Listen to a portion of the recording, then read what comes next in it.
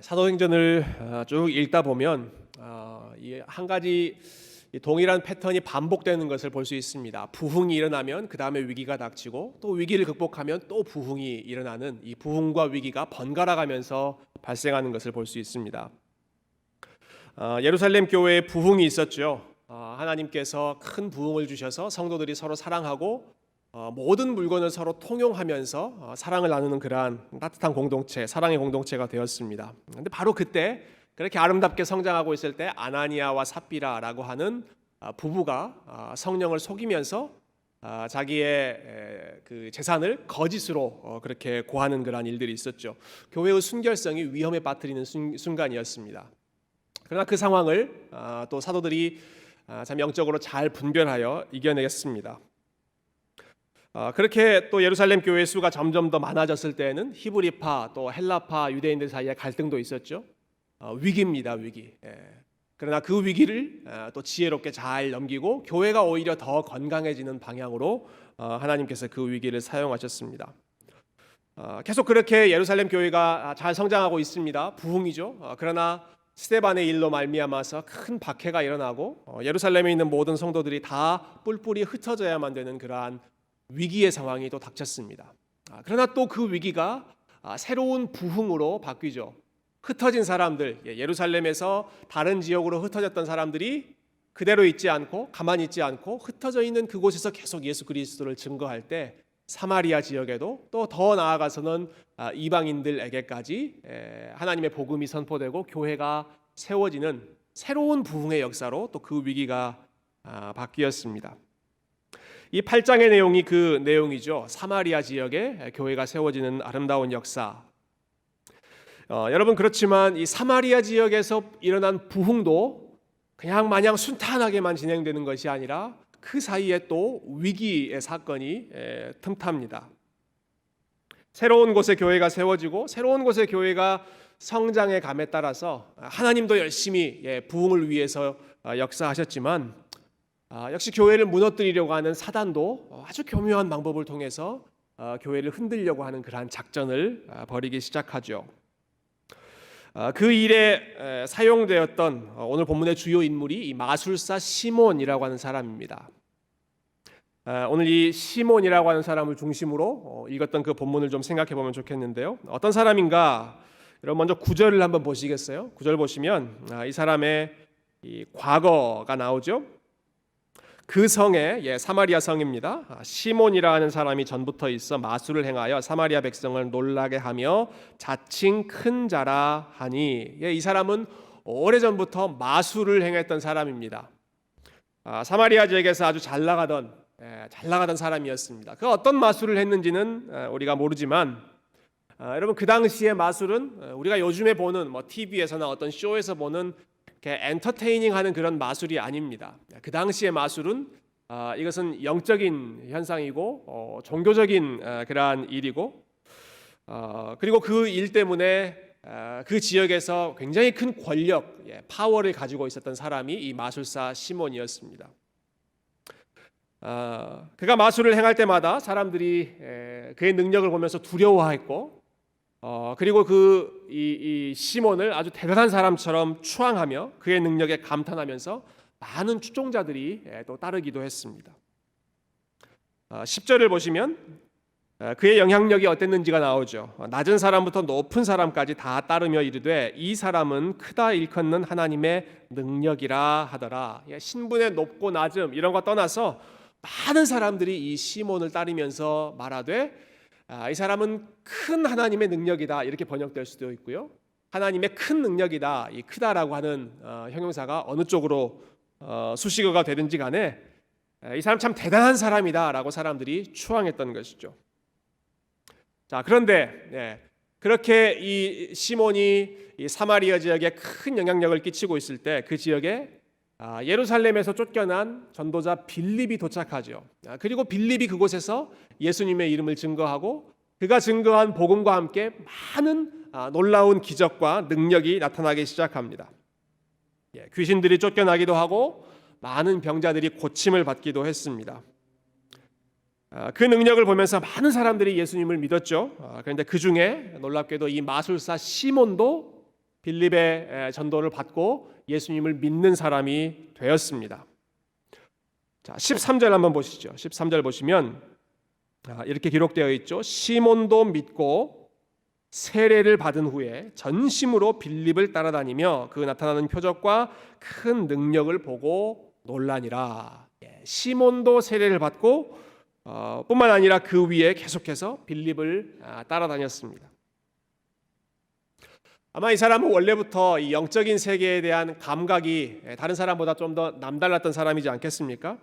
딱 보자마자 사마리아에 들어온 이 빌립이라고 하는 사람이 행하는 일을 보자마자 저 사람이 나보다 한 수 위구나라고 하는 것을 감지했던 것 같습니다. 저 사람이 전하는 그 예수 그리스도의 이름이 내가 행하는 마술의 능력보다 더 높구나, 더 크구나라고 하는 것을 이 사람이 아마 직감했던 것 같고, 이 빌립이 전하는 가르침에 따라서 세례를 받고, 세례를 받은 이후에도 계속해서 빌립을 따라다닙니다. 따라다니면서 그가 행하는 능력과 그러한 기사를 보면서 놀라워하는 그러한 빌립의 추종자가 되었죠. 그런데 그러던 중에 이 시몬이 보기에 빌립보다 한 수 더 위인 사람들이 나타났습니다. 한 수 더 위급에 있는 고수들이 나타난 것이죠. 그 사람들이 누구였습니까? 베드로와 요한이었습니다. 베드로와 요한. 오늘 본문의 뒷부분에 있는 내용들이 그런 내용이죠. 여러분, 사마리아에 많은 믿는 사람들이 생겨났다, 또 교회가 생겼다라고 하는 소식이 예루살렘에 전해지니까 이 예루살렘에 남아있던 사도들 중에 그 사건을 확인하기 위해서, 그리고 이제 막 세워진 그 사마리아에 있는 교회들을 격려하기 위해서 두 사람이 파송되었습니다. 바로 베드로와 요한 두 사람이 사마리아를 방문하죠. 그리고 이 사람들이 도착해서 사마리아에 있는 새로 믿은 그 신자들을 위해서 기도해 주었을 때, 안수하면서 기도해 주었을 때 무슨 일이 일어납니까? 그들이 안수할 때 성령이 그들에게 임했다. 성령이 그들에게 임하는 그 놀라운 일이 베드로와 요한의 안수 기도하는 가운데 나타났습니다. 성령이 임하면서 어떤 일들이 발생했는지에 대해서는 자세히 기록하고 있지 않습니다. 그냥 간단하게 성령이 임했다라고만 나와 있지만, 아마 여기 나와 있는 그 사건은 사도행전 2장에서 나타났던 그 오순절 성령 강림 사건과 비슷한 그러한 일들이 나타나지 않았을까 추측할 수 있습니다. 여러분, 오순절 성령 강림 사건을 기억해 보시면 성령님께서 임하실 때 그것이 한 개인에게 임하는, 다른 사람들은 모르고 개인에게만 은밀하게 임하는 사건이 아니었습니다. 그것은 여러 사람들이 지금 뭔가 일어나고 있구나, 뭔가 아주 놀라운 일들이 일어나고 있구나 하는 것을 볼 수 있는 아주 가시적인 현상이었고 공개적인 현상이 오순절 성령 강림이었습니다. 아마 사마리아 지역에 임했던 이 두 번째 오순절 성령 강림이라고 할까요? 두 번째 성령 강림 역시도 마찬가지였을 것입니다. 베드로와 요한이 기도했을 때 마치 오순절 날에 일어났던 것처럼 평소와 다른 그러한 일들이, 글쎄요, 그때처럼 방언을 했을지도 모르고 서로 통역하는 그런 일들이 있었을지도 모르고 이전에 경험하지 못했던 그러한 새로운 그러한 현상들이 나타나는 것이죠. 그 모습을 많은 사람들이 볼 수 있었습니다. 그리고 마술사 시몬이 그 장면을 봤습니다. 그 모습을 봤습니다. 이 사람이 기도하니까 이러이러한 신비한 일들이 일어나구나 하는 것을 보고 이 마술사 시몬이 깜짝 놀랐죠. 자, 여기까지만 기록되었으면 참 좋았을 텐데, 이 마술사 시몬이 그 모습을 보고 참 감탄하면서 참 저 능력 대단하다, 그렇게만 이야기했으면 참 좋았을 텐데, 이 사람이 한 걸음 더 나아가서 베드로와 요한에게 은밀한 거래를 시도합니다. 은밀하고 그리고 아주 위험한 거래를 시도하죠. 그 거래의 내용이 무엇입니까? 내가 이만큼 돈을 드릴 테니까 당신들이 방금 했던 그 능력을 나한테 파십시오. 당신들이 방금 안수하니까 성령이 임하고 뭔가 새로운 놀라운 일들, 내가 이전에 경험하지 못하던 그런 일들이 일어나는 걸 내가 봤는데, 내가 이만큼, 글쎄요, 어느 정도 액수를 마술사 시몬이 줬는지는 모르겠습니다. 그러나 이만큼 드릴 테니까 그 능력 나한테도 나누어 주십시오. 거래하는 것이죠. 아마도 그 사람은 과거의 마술사로 커리어를 쌓아갔을 때에도 아마 이런 일들을 하지 않았을까 저는 좀 생각해 봤습니다. 돈을 사용해서 뭔가 신비한 마술을 행하는 아주 능력자를 보면 그 사람에게 가서 그 능력을 배우기 위해서, 그 능력을 전수받기 위해서 이런저런 방법으로 거래를 시도했던 막 그러한 과거가 있기 때문에 지금 베드로와 요한을 보고도 내가 예전에 하던 대로 하면 되지 않겠는가, 아마 그러한 마음에서 이러한 거래를 시도하지 않았을까 생각해 봤습니다. 베드로에게도 똑같이 돈을 주면서 어떻게 하면 성령이 임하는 겁니까? 가르쳐 주십시오. 부탁하는 것이죠.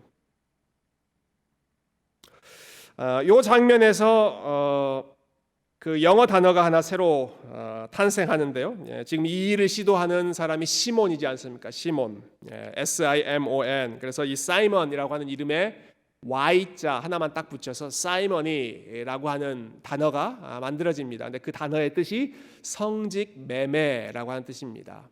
성직을 돈으로 주고 받는 자격이 없는 사람인데 그냥 돈으로 뭐든지 다 해결하는 그 일을 가리켜서 요 시몬이 했던 그 일을 하는 사람들, 그래서 사이먼이라고 영어로 붙였죠.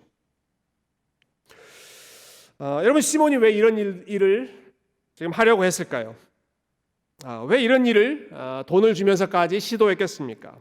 그것은 그가 요 일이 성령을 내리고 혹은 안수해주고 하는 요 일이 꽤 장사가 잘 되는 비즈니스구나 하는 그러한 계산이 됐기 때문입니다. 여러분 한번 생각해 보십시오. 스데반처럼 자신이 전한 메시지 때문에, 복음 때문에, 그 복음 때문에 살아가면서 순교하는 그러한 삶이라고 한다면, 아니면 사도 바울처럼 복음 때문에 죽을 고생을 하고 참 핍박을 당하고 감옥에 갇히고 하는 그런 일들을 감당해야 하는 것이 직분이라고 한다면 그 직분을 돈을 주고 사려고 하는 그런 마음이 생겼겠습니까? 아마 돈을 주고서라도 나는 그 직분을 받지 않겠습니다, 이렇게 밀어내려고 하는 것이 오히려 더 자연스러운 일이었을 것입니다. 그런데 시몬은 지금 돈을 주고서 영적으로 어떠한 영향력을 끼칠 수 있는 그러한 권리, 파워, 그러한 자리를 사려고 하는 것입니다. 그것이 본인에게 이익이 될 것이라고 생각하기 때문이죠. 아마도 사도들이 안수할 때, 그리고 그 가까이에서 이 성령님이 임하시는 모습을 목격하면서 시몬은 옛날 생각을 떠올렸을 것입니다. 자기가 과거에 그러한 참 한참 잘 나가던 때가 있지 않았습니까? 사람들 앞에서 마술을 행하면 사람들이 자기를 우러러보면서 야, 저 사람 대단한 사람이다 라고 추앙하고, 저 사람 정말 놀라운 능력을 가지고 있는 사람이다 높이고, 그 사람들 중에는 자기에게 돈도 바치고 여러 가지 주술적인 행위를 요구하는 사람들도 있었을 것이고, 자기를 추종하는 그러한 제자들도 많이 있었죠. 그 시간들을 떠올리면서 이번에는 성령의 능력을 돈으로 사서 그러한 일들을 해보려고 시도하는 것입니다. 그 지역, 사마리아라고 하는 지역, 이제는 예수님을 믿는 사람들이 점점 많아지면서 예수님의 이름에 대해서 관심을 갖고 있는 사람들이 점점 많아지는 그 지역에서 다시 한번 예수님의 이름으로 내가 뭔가를 한번 해보겠다, 성령의 능력을 돈으로 사서 자기의 이름을 높이려고 하는 이 일을 지금 시몬이 꾀하고 있는 것이죠. 여러분, 이 시몬은 빌립이 전한 복음을 듣고 예수님을 믿었습니다. 그리고 예수님을 믿겠다고 세례까지 받았습니다. 그 후에도 계속해서 빌립을 따라다녔습니다. 그렇지만 그는 복음이 무엇인지, 그리고 그리스도인이 된다는 것이 무엇인지를 제대로 이해하지 못한 사람이었습니다. 왜냐하면 그의 마음속에 여전히 시몬 자신이 그의 마음의 주인이었고, 심지어는 성령의 능력을, 자기의 이름을 높여주고 자기의 가치를 좀 더 업그레이드 시켜주는 그러한 도구 정도로, 심지어는 그 성령의 능력을 돈으로 부릴 수 있을 거라고 생각하는 그러한 신성모독적인 생각까지 했던 것이죠. 여전히 그 마음속에 그 자신이 주인으로 모든 것을 조종하고 싶어하는 그러한 주인 노릇을 하려고 하는 사람, 그 사람이 오늘 본문에 나오는 이 마술사 시몬의 모습입니다. 우리가 예수님을 믿는다, 우리가 세례를 받는다라고 하는 것은 우리 자신에 대해서는 죽고 하나님을 위해서 그리스도를 위하여 사는 삶을 시작하는 결단이 세례이고 믿음입니다. 더 이상 나 자신이 크다는 생각을 하지 않고 정말로 크신 분은 하나님이시고 정말로 위대하신 분은 예수님 한 분이시다. 예수님을 주인으로 인정하면서 살아가는 것이 참으로 회심한 사람의 마음이죠. 그러나 이 시몬의 마음을 여러분 생각해 보십시오. 그가 보여주는 모습은 자칭 큰 자라고 생각했던 그 마음이 변하지 않았습니다. 여전히 그 자신을 크게 생각하죠. 그리고 자신의 능력을 보여주고자 하는 야망, 그러한 욕심이 여전히 그 마음 가운데 살아 있습니다. 심지어는 그 욕심 때문에 하나님의 능력과 하나님의 은사조차도, 하나님의 선물, 하나님께서 선물로 주시는 그러한 일조차도 자신의 위대함, 자신의 능력을 드러내주는 그러한 도구로 사용하려고 하는 정말로 위험천만한 그러한 일을, 심지어는 그것을 돈의 힘을 빌어서 하려고 했던, 여러분 이것이 얼마나 악한 일입니까? 자신의 이름을 높이기 위해 하나님을 이용하되 그것도 돈의 힘을 빌어서 그것을 하려고 했다. 우리가 이 시몬이라고 하는 사람을 생각하면서 정말 회심한다는 것이 무엇인가, 그리고 예수님을 믿고 따라간다는 것이 무엇인가, 우리가 복음을 믿는다는 것이 무엇인가, 이것은 개종이 아니라 진짜 회심이 일어나야 하는 일이다, 주인이 바뀌어야 하는 일이다 라고 하는 것을 다시 한번 기억하고 또 우리의 마음, 또 교회에 대한 그러한 고민을 우리가 말씀을 통해서 함께 나누는 시간이 되었으면 좋겠습니다. 여러분, 누가가 이 사마리아 지역의 복음화를 기록하는 장면이 지금 이 8장이지 않습니까? 여러분, 사마리아 지역에 복음이 들어가면서 얼마나 많은 일들이 있었겠습니까? 얼마나 많은 사람들이 예수님을 믿고 또 병도 고침받고 참 놀라운 일들이 일어나지 않았습니까? 그런데 많은 다른 사건들도 있었을 텐데 유독 왜 이 마술사 시몬의 사건을 사마리아의 복음화의 아주 중요한 사건으로 언급하고 있을까? 왜 꼭 집어서 이 사건을 기록하고 있을까? 그 이유는 이 성경, 이 복음서를 읽는 당대의 초대교회에게 이것을 조심하라, 이러한 위험을 조심하라는 경고를 주기 위해서였고, 그리고 이 말씀을 읽는 저와 여러분에게도, 오늘날의 교회에도 계속해서 이러한 마술사 시몬의 누룩을 조심하라라고 하는 교훈을 주기 위해서입니다. 마술사 시몬과 같은 신앙을 갖지 말라, 그리고 마술사 시몬과 같은 교회가 되지 말라. 우리의 개인의 경건함과 그리고 교회의 건강함을 지키기 위해서, 그것을 지키기 위해서 우리가 피해야 할 반면 교사의 교훈으로 이 마술사 시몬의 사건을 사도행전 8장에 기록해 놓고 있는 것이죠. 안타깝게도 참 교회의 역사 가운데, 그리고 오늘날 참 많은 교회 가운데 이 마술사 시몬의 모습이 여전히 남아있다라고 하는 사실이 우리의 마음을 아프게 하고 또 안타깝게 하는 이유들입니다. 이러한 일들이 가장 많이 일어났던 때는 중세교회, 참 중세교회의 암흑기에 참 성직 매매, 사이머니라고 하는 그 일이 극에 달했습니다. 극에 달했습니다.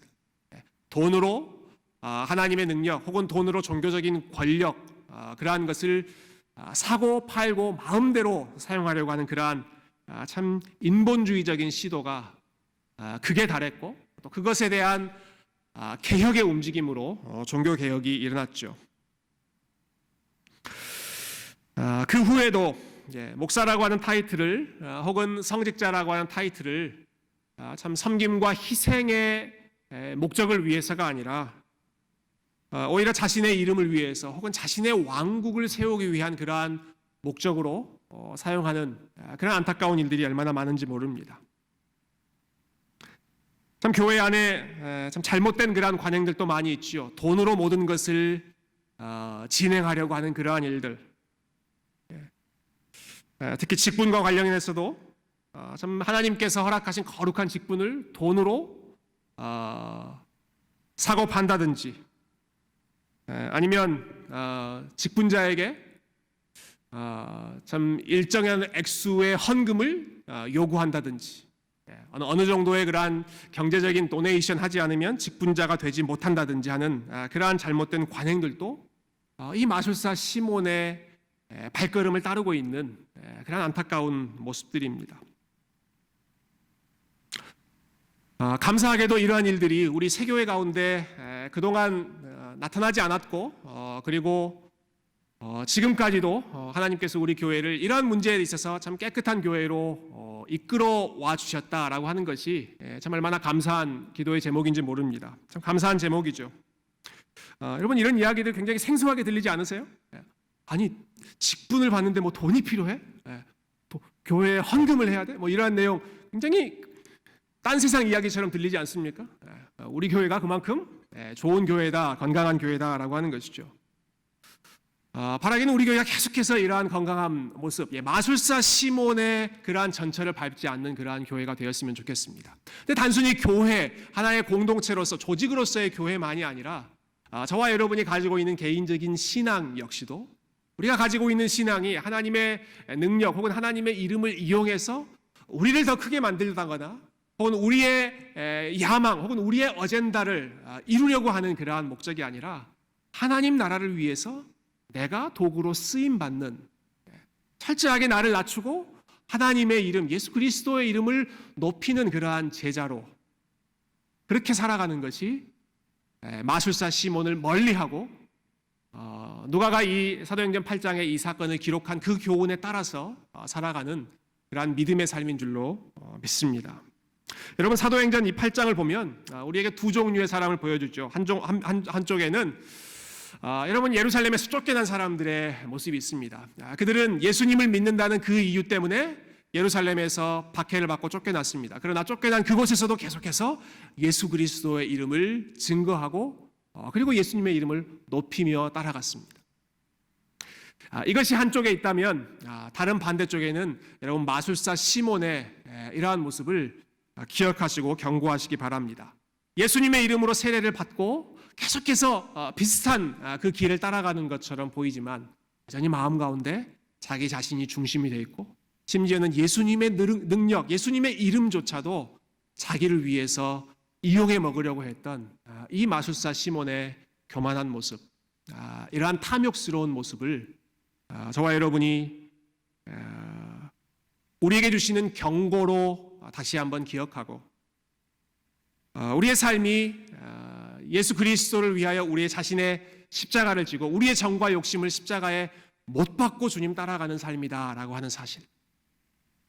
어떤 상황에서든지 우리를 통하여 우리 주님만 높여지는 것, 주님 이용해서 내가 높아지는 것이 아니라 우리를 통해서 하나님의 이름, 우리를 통해서 교회가 세워지고 우리를 통해서 예수 그리스도의 이름이 높아지는 그 귀한 일에 저와 여러분의 삶이 그리고 우리 아틀란타 세교회가 앞으로도 하나님의 은혜 가운데 계속해서 아름답게 쓰임 받을 수 있는 그러한 참된 제자로서의 삶을 힘써 살아가는 우리 모두가 되실 수 있기를 주님의 이름으로 축원드립니다.